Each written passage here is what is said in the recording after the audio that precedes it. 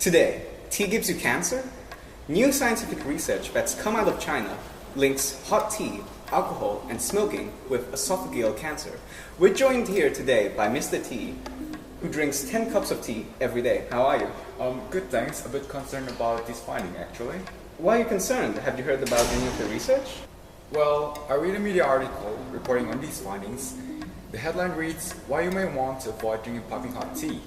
This article says that drinking really hot tea gives you esophageal cancer. I'm going to have to cut out my tea. There's no point in taking such a risk and playing around with something like cancer.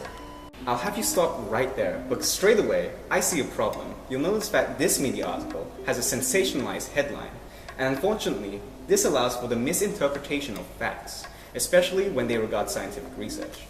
To tell us why the media does this, an ex-reporter at AAA News Network. Good morning to you both. Thanks for having me. Well, there is currently a huge push towards these sensationalist headlines. This is due to the nature of news in the first place. It's a business.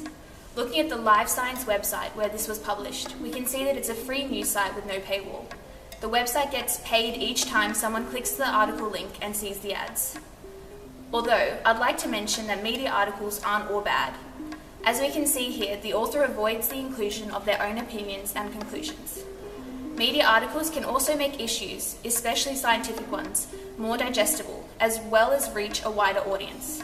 Well, I definitely rely on the media to bring me these news stories, but this isn't fair on me if they don't portray the facts clearly and lead me to believe something different. The media often does mislead its audience by burying the facts deeper down in its reporting. In this case, you'll find that the facts are actually expressed towards the end. This is the perfect time to bring in Dr. Yu, the lead scientist who conducted the research. Good morning. Your research paper is shown here, up on screen. Can you explain to us your main findings?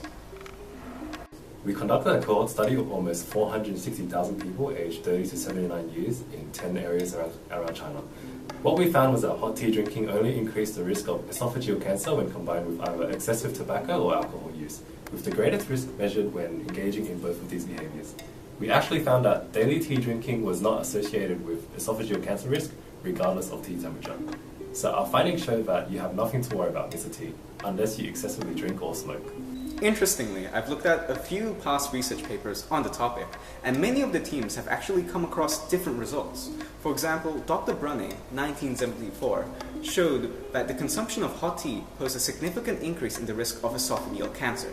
And then, in a recent meta-analysis of case control studies conducted by Dr. Islami and his team in 2009, have concluded that high-temperature beverages in general have an increased correlation with esophageal cancer. That's odd. None of these papers were referenced in the media article. It makes me feel like I should be more skeptical and vigilant when reading these stories from now on, and maybe even try to verify the information myself.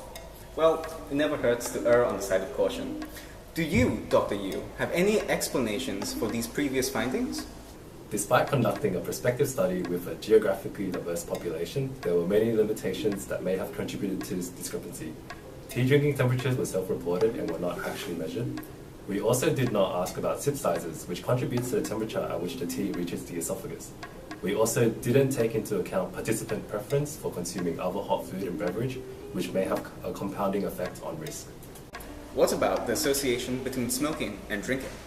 What we found was that there was a 5.01 times greater risk for developing esophageal cancer in participants who drank burning hot tea, consumed 15 grams or more of alcohol, and smoked daily, compared with just burning hot tea drinkers.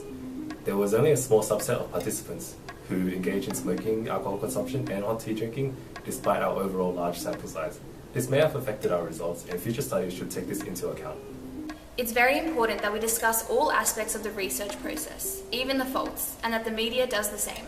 This way, we don't give the public the wrong impression or false conclusions, while also putting the idea out there for other scientists to discuss and amend. We'll end this segment with a reminder to be careful about what you read. There's a lot of rubbish out there.